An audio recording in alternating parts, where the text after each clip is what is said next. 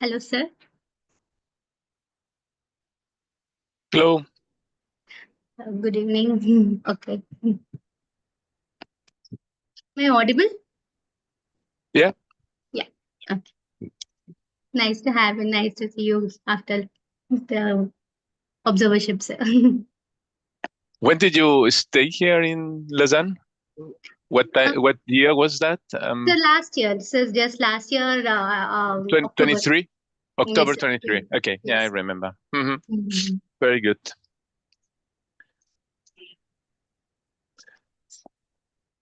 We'll just wait on for another 5 minutes for participants to join. Okay. Yes. I see that. So I see the questions that you send me, Yes, and sir.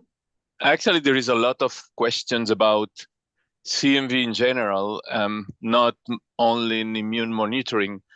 So Hmm. I'm not sure you decide, but I was wondering whether I can ask the questions, because I think that with all the questions that I have here, we have for 1 hour of discussion, and maybe it's because people, wants to know also about other aspects of management of CMV. It could also be Yeah. okay. Whatever you want. So I'm open for any option. No, sir. You just decided. Like these are the in general order, all the questions they had. Again, Huh. yes, I agree. They had it's totally broad. We will try to restrict to the monitoring and the Okay, CMV. okay, perfect. So then I do my presentation in PowerPoint, and Yes. then there will be the question. Okay, perfect.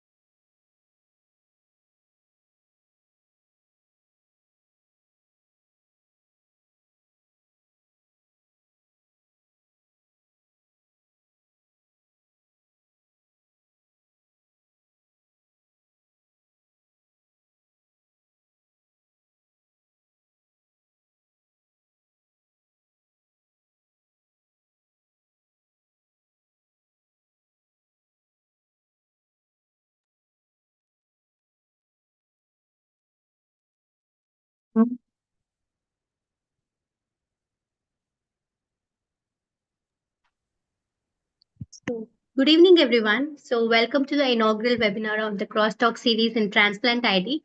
So, and I'm thrilled to host today as we explore the clinical topic or the clinical world of the transplantation. Today's session is titled the CMV Immune Monitoring and Risk Stratification in Solid Organ Transplant. And we have the honor of hearing from Dr. Oriol Manuel, a distinguished expert in transplant infectious diseases.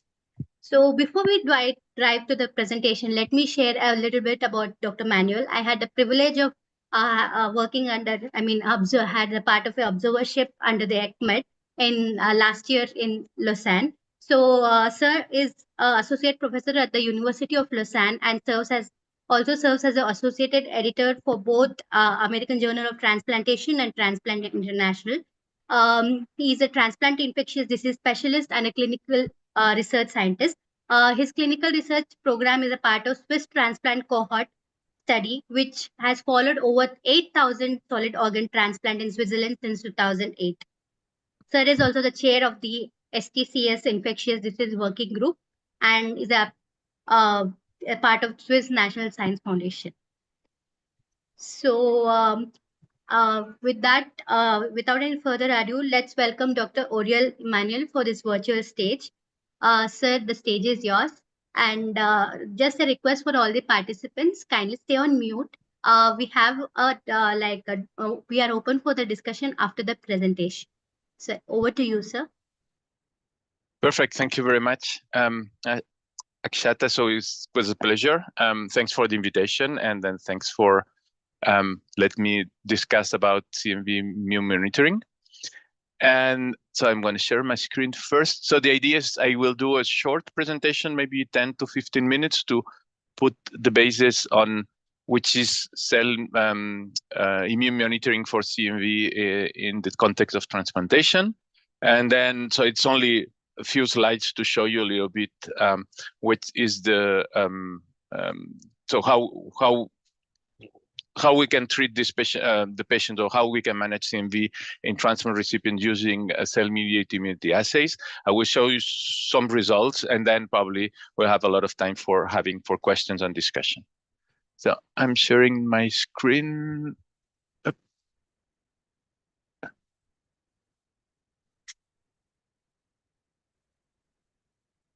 So you can see my screen, right? Yes. Okay, so let's do it. So this is the outline of my presentation.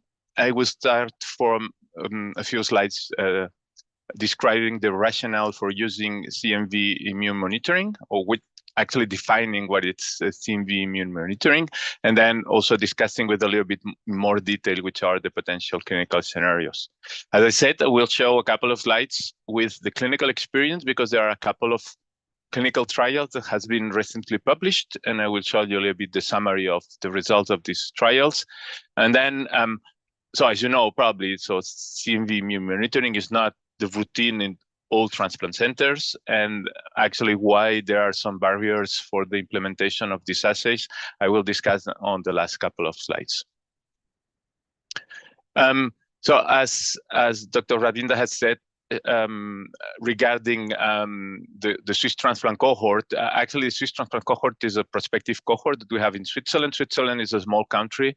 We have only 9 million people, and with several transplant centers that usually moderate size. So we put together all the data in a single cohort, biobank, and really a very big database that we have actually a lot of detailed data on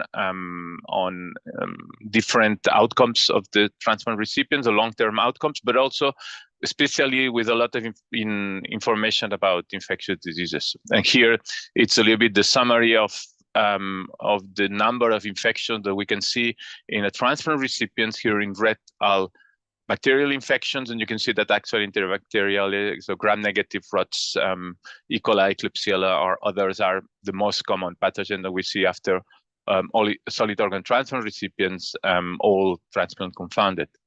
And then in blue, you see the different viruses. And then in green, there is the fungal infection. So you see that there is a lot of infections going on after transplantation. Most of them are bacterial, but a significant number of viruses. And you see the number one virus that we can see is cytomegalovirus here, showing in dark blue the number of episodes of CMV disease, so that infection, so CMV replication with symptoms, and in pale blue are the episodes of replication without symptoms.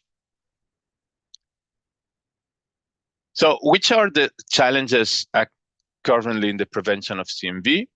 So actually, we know that there are some risk factors that actually are depending on, so these risk factors increases the risk for CMV replication and disease after transplantation. And the main two risk factors are, first, CMV serostatus. So you take the serology of the recipient before transplant, and then the serology that you do to the donor before organ recovery, and then you put it together, and you have the serostatus. So D is for the donor, and then R is for the recipient. So you have a recipient positive or donor positive, recipient positive. You can have a donor negative, recipient positive, and also you can have a donor positive, recipient negative. Actually, this is data from the cohort, and then all the data that is, we know for a long, long time that actually patients that are seronegative at the time of transplant and receive an organ from a seropositive donor, what we call D plus or minus situation. So this is, so you have a patient that is naive who will receive an organ that it's full of DNA, CMV DNA integrated into some monocyte cells. And actually, this will, so there's like a primary infection, but with a significant number of viruses. So these patients have no immunity and actually are those that are at higher risk. As you can see here, up to 15%, some series show even more, can develop a CMV disease after transplantation. And then if you are seropositive, because you already have pre-existing immunity, actually then you have a lower risk for CMV disease. You can see here that it's less than 4%. And if you, both the recipient and the donor are seronegative, then you don't have risk. Of course, it can be that you acquire CMV by a natural exposure, but it's quite uncommon. So you see here that the serostatus, it's really a main driver for developing CMV replication. And then you're going to immunosuppress your patient as a transplant recipient. Of course, depending on the immunosuppression that you give, may have some differences, in particular thymoglobulin or antibody depleting, lymphocyte depleting antibodies, ATG, or actually what we'll do is that we'll remove all the CD4, CD8 count cells, and actually the patient will have no specific immunity against CMV to control. And of course, this patient will have a higher risk. But you can see that actually patients that are seropositive, the incidence is low, and we give still prophylaxis, we have a preemptive approach. So I think that what is challenging is that we define these risk factors at the time of transplant, but actually what happened after when they develop CMV will be not at the time of transplant. We develop CMV at 3, 6, 9 months. And at that time, we don't know exactly which is the risk of infection of these patients. So all the risk factors are the says at transplant, but what happened after transplant, we don't take it into account to stratify the risk. So actually, we need some tests that dynamically can stratify patients according to the actual risk for developing CMV disease, not at the time of transplant, but at the time that we stop prophylaxis or that we see the patient at 3, 6, or 9 months after transplant. Is that when cell-mediated immunity comes into account? And actually, why? Because we know that in a primary infection in the immunocompetent host, we know that we have a primary viral infection, CMV, but also EBV or other viruses or herpes viruses.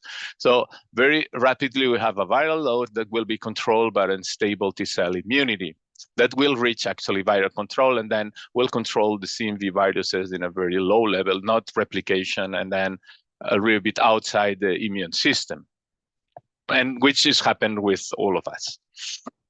But then in the transplant setting, actually this is not the case, because again, either the patient is seronegative, receive a seropositive organ, or either we give depleting antibodies. And actually, it could be that patients that are seropositive actually have no cell-mediated immunity at all. These patients that we have identified a higher risk is those that usually receive antiviral prophylaxis, again, D plus or minus, ATG. And actually what we hope this prophylaxis, there's still some kind of antiviral replication that stimulates the immune system to reach not the same immunity that we can see in the immunocompetent host, but mostly a sufficient T-cell immunity to control a little bit the CMV replication and then avoid all the worse outcomes that are associated with CMV replication, CMV disease, or even so increasing risk for rejection and others. But what happened is this during prophylaxis, there is no opportunity to increase this immunity, and we identify this. We can say that these patients are at higher risk, and that when we stop prophylaxis, these patients need special surveillance because at a very high risk of developing CMV. This also actually the interest for cell-mediated immunity is not only for a theoretical point of view, but also because we have now access in some labs that it's important to say is not these assays are not available worldwide. For example, most of these assays are available in Europe, but for example, in the United States, there is only one assay that has been approved. So the availability of this assay are very different according to the region. And then actually the two most important assays that are used or most commonly used are either an ELISpot. I think probably, I'm not sure if you are or you are familiar with the technique, but actually basically you're actually isolating PBMCs and then you stimulate them with CMV antigen, and then there would be a release of cytokines, particularly interferon gamma, that you can actually put a dye on it and then count the number of cells that are activated after stimulation with CMV antigen. Then you can count these spots, and then according, if you have a number, you homogenize the standardize the number of spots, and then you can count how many spots are positive, and then above a certain threshold, you consider that there is an appropriate cell-mediated immunity. This is the ELISpot. There are two commercial ELISpot. One is called T-Track, and then the other is called the Oxford ELISpot. And then we have an ELISA test. That is the most sample is the quantiferon CMV, where again, you take the blood, you don't isolate the PBMCs directly, you take the blood, the tubes are coated with some CMV antigens, you stimulate the whole blood with CMV antigens, then you collect the supernatant, and then you measure the release of interferon gamma, and then you can count it not by spots, but by quantity of interferon gamma. There are advantages and disadvantages of the ELISpot and the quantiferon, but mostly the ELISpot is the most robust test, but it's more cumbersome. And actually the quantiferon, it's easier to perform. Probably you're using the quantiferon for tuberculosis, but it's probably more sensitive to immunosuppression and to lymphopenia. So it's a less stable assay, but one of the other, so you need to choose which is for you the test that you prefer to use. We can use it in several clinical scenarios, and here I show you the two main approaches for preventing CMV disease in the transplant setting. So one is what we call universal prophylaxis, so that actually you have transplantation, and then you give an antiviral drug, and nowadays mostly 99% is valganciclovir, and then you give it for a given period of times, either 3 to 6 months, depending on the risk, and then you stop. And then when you stop, of course, if you have cell-mediated immunity, maybe your risk is low, but if you don't have immunity, the risk is higher, and then you have some risk for developing late onset CMV disease. The second approach is what we call the preemptive approach, for which you don't give the drug to all patients at risk. What you're doing is you're following them by PCR. And then when you have a PCR that is positive above a certain threshold, then you give antiviral treatment to avoid the progression to CMV disease. And then sometimes if you're not doing very well this preemptive approach, then you'll have early onset CMV disease. So the choice of one or the other depend on the preferences of the centers. Maybe for higher risk patients, the plus or minus, some people prefer prophylaxis, and for that are seropositive, a preemptive approach, it's okay. But actually, you can use it in all scenarios. So how we can use these assays? I will not go into more detail, but we can do this cell-mediated immunity assay, or this immune monitoring pre-transplant, because actually there's some studies that show that you can be seropositive but have a negative cell-mediated immunity, and these patients that have this discordance actually it behave after transplant like a seronegative patient, and then actually you can identify pre-transplant which patients may have a higher risk for developing CMV and post-transplant. One of the most interesting parts is to determine the duration of antiviral prophylaxis, and I will show you the results of two studies now in the coming slides. And so the idea here is that you give prophylaxis, and then at 1 month, 2 months, you do the assay. And then if the assay is positive, that means that you have enough cell-mediated immunity that you control the infection, and then you can stop prophylaxis. Instead of doing 3 or 6 months, you can do 1, 2, 3, 4, determined by the result of the assay. You can use also in a preemptive approach, you have a positive viremia, and then if the test is positive, you decide not to treat because you hope or you think that the patient will control the viremia. And then also you can use it after therapy, you have treated CMV infection or CMV disease, and then you want to know whether there is some risk of relapse, and then can determine whether you need antiviral prophylaxis secondary or not.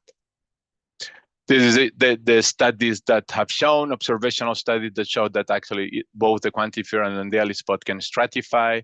Yes, patients that have a positive quantiferon, the risk for replication of CMV disease is lower. If you have an ELISpot that is positive, here you have very low risk for developing CMV. And as I said, so it's mostly in this clinical setting that has been used, with 2 recent clinical trials has been published. This is one of the trials that we did in Switzerland, and the other trial is the design is very similar. So you have a control group with the duration of valganciclovir prophylaxis, the standard of care, 3 to 6 months.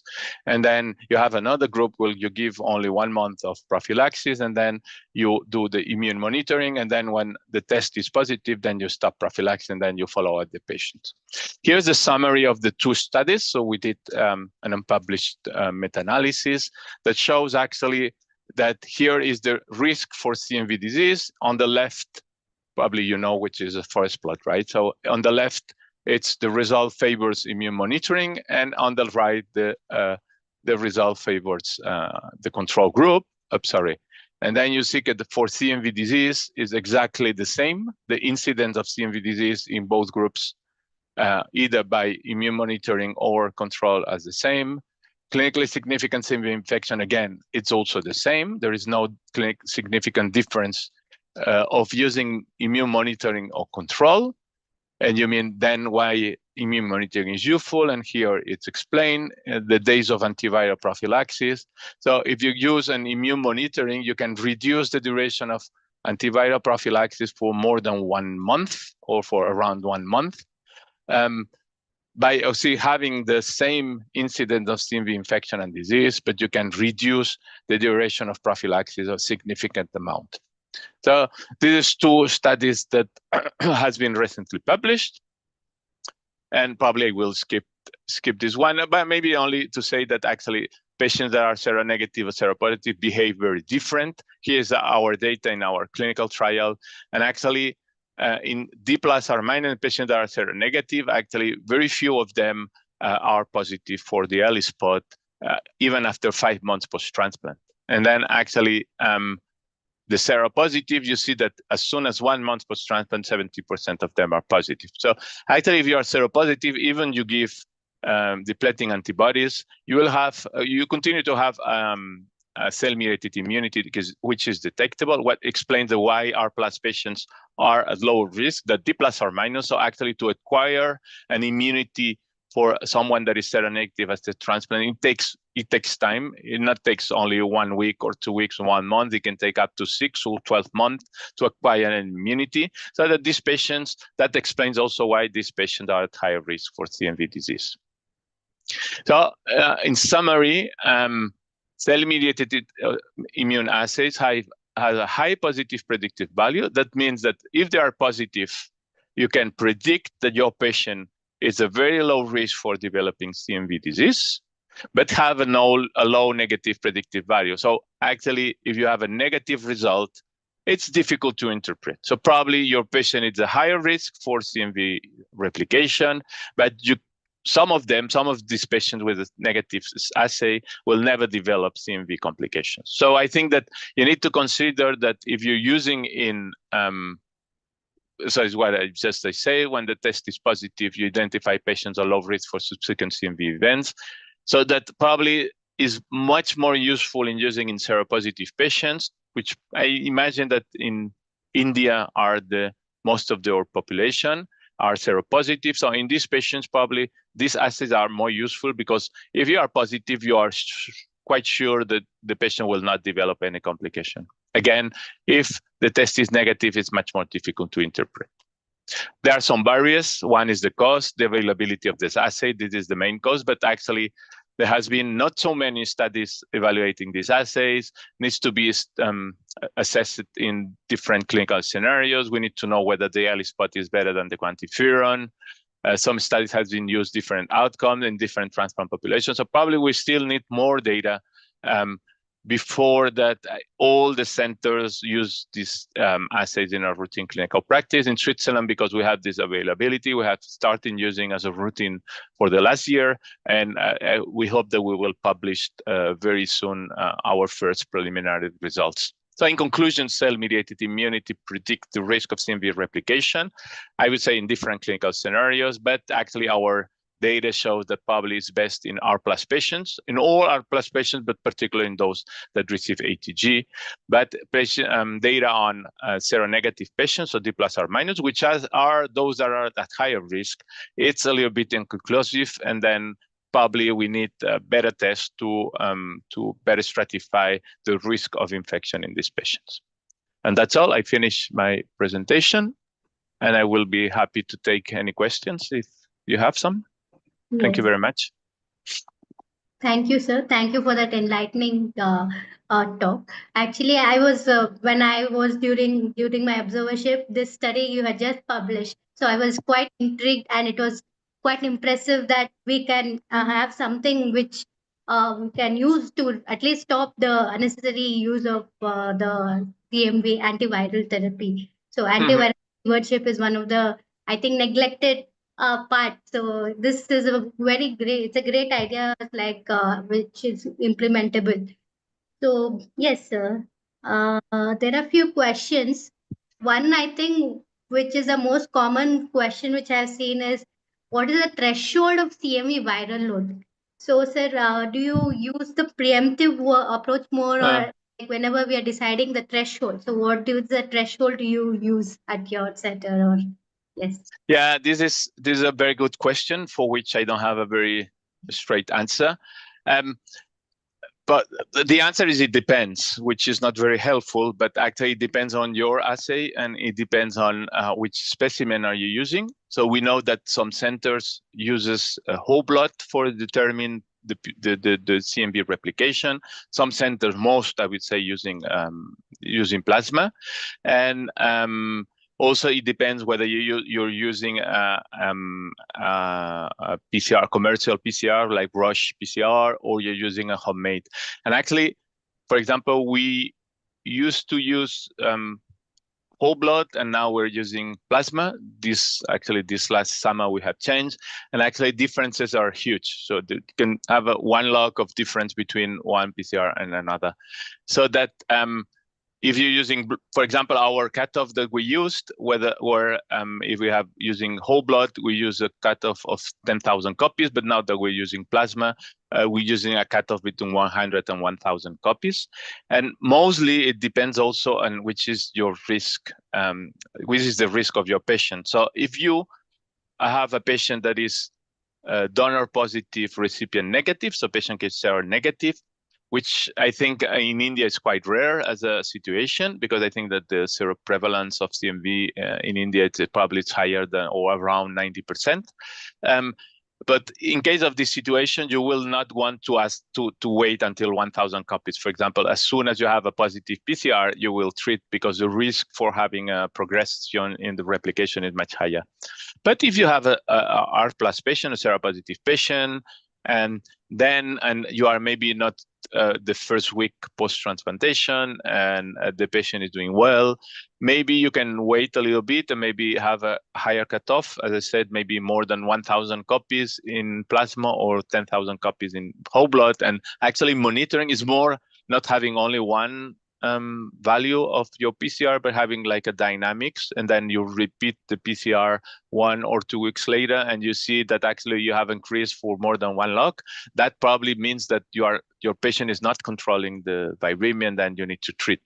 But in D plus or minus, usually you don't have time. The viral replication is so fast that probably if you wait for 1 month, maybe for 1 week, maybe the next visit, the patient will already have developed CMV disease. So it depends on the PCR that you're using. So you need to know which is the sensitivity and specificity of the PCR at your center, which is the specimen that you're using, because if you have whole blood, the sensitivity is much higher, as I said, at least 1 log, and you need to know which is the clinical scenario of your patient, and then know whether your patient is a very high risk or it's a moderate risk, and then you will accept some different cutoff according to the risk of your patient.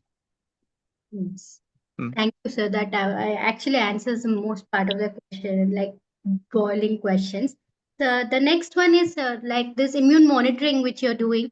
So at what interval do you do, like pre-transplant ones, and do you repeat the assay, and if the is ambiguous, like positive?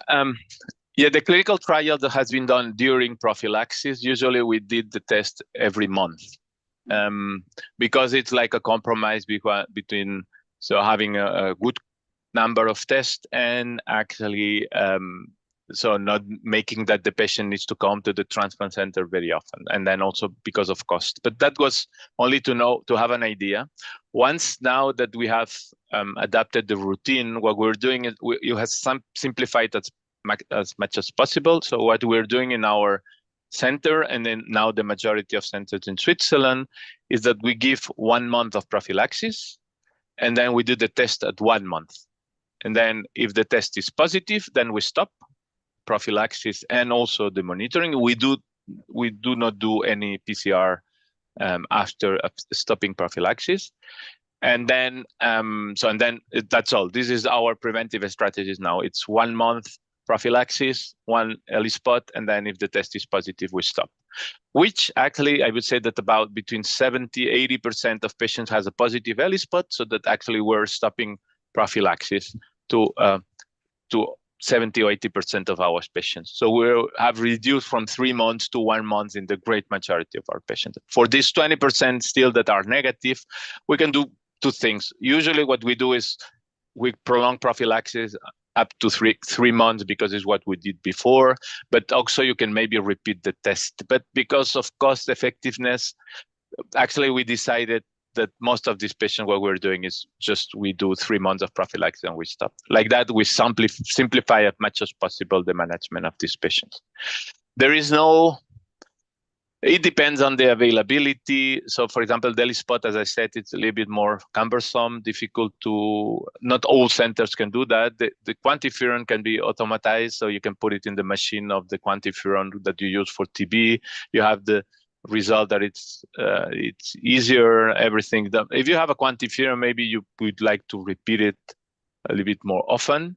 But I would say that if you put into balance cost effectiveness, simplification of the management of this patient, I think that 1 month test, it's a good compromise. Yes. Mm. So one question is like, how do you handle the ambiguous results, like not positive, not Yeah, negative, and more that negative? is that is a very good question, and also said it depends a little bit of the test that you use. We know that for the quantiferon, actually there is the indeterminate result is actually the positive control is negative, and that means that actually. So you have a positive tube, a negative tube, positive control tube, a negative control tube, and the CMV tube. And usually you need to having a positive result, you need to have a positive result tube, positive control tube, sorry, and a positive CMV tube. Yeah, so that means that this is a positive result. But if you have a negative control tube, you don't know what happened there. So it's probably that means that the patient is so immunosuppressed that even for the positive, the unspecific stimuli, they don't even are capable to actually create a specific response. So probably for the quantiferon, you can consider that actually these patients are negative and are highly immunosuppressed. For the early spot, it's a little bit different because actually usually the indeterminate results are more technical problems because the positive result is always, the positive control is always positive. I had never seen an early spot with a positive control which is negative or didn't work. So usually when you have an indeterminate result, it's mostly that either the negative control have some noise or that you had some technical problems with the CMV antigen. So I would say that in summary, for this quantiferon CMV, if you have an indeterminate result, you should consider it as a negative. And for an early spot, when you have an indeterminate result, probably what you need is to repeat the test. Probably there is a technical problem. Okay. Thank you, sir. If any of the participants want to unmute and ask any question, you can do that.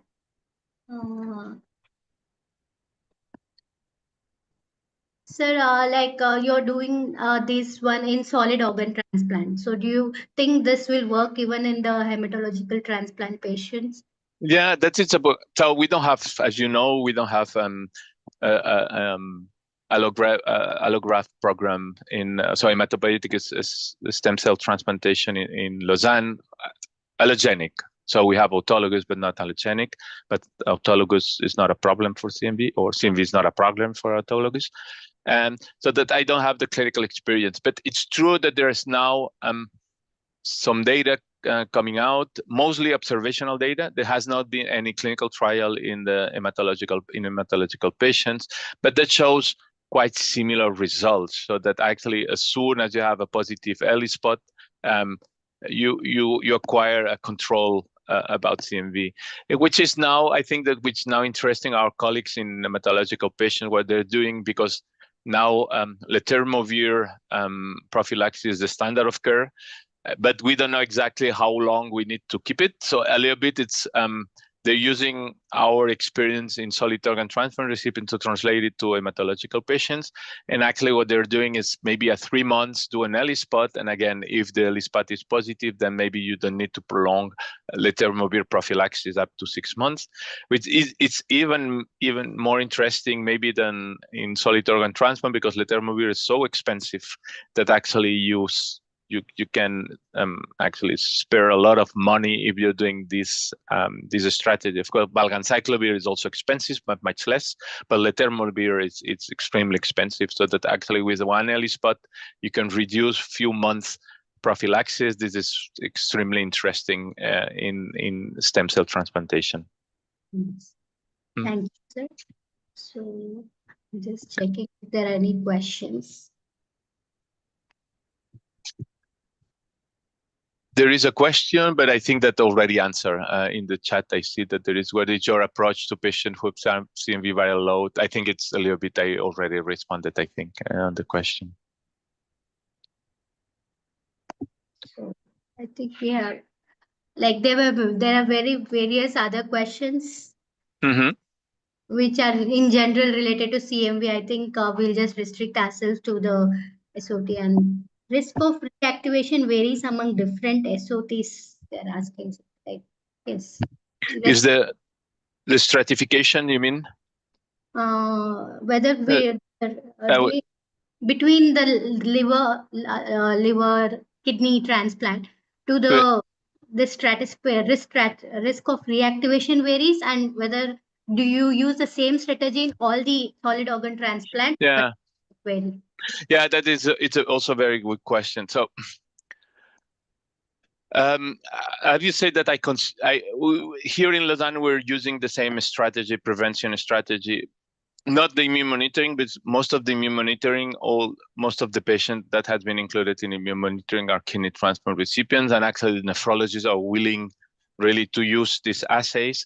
I think that using now for lung transplant recipients or for heart transplant recipients, we need still more data because the results are not so conclusive that with kidney transplant recipients. So I would say that now we're not using routine immune monitoring in other than kidney transplant recipients, so that we're using a more classical approach for lung transplant or heart transplant. I would say that lung transplant is completely different because actually lung transplantation are much higher risk of CMV reactivation.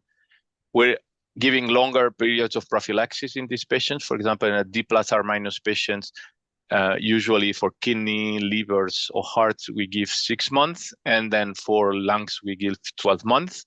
And for seropositive, again, in liver and hearts, we're using 3 months, and then in lungs, we're using 6 months. So we give the double of the duration of prophylaxis because we know if we stop earlier, we have all this viremia coming on, and actually some of them can develop serious CMV disease. So I would say that for lung transplant recipients, we're much more cautious, and then we give longer duration of prophylaxis, and we do a preemptive approach post-prophylaxis much more strict. So we follow them during the first year closely, so very close to in compared to the other transplant recipients.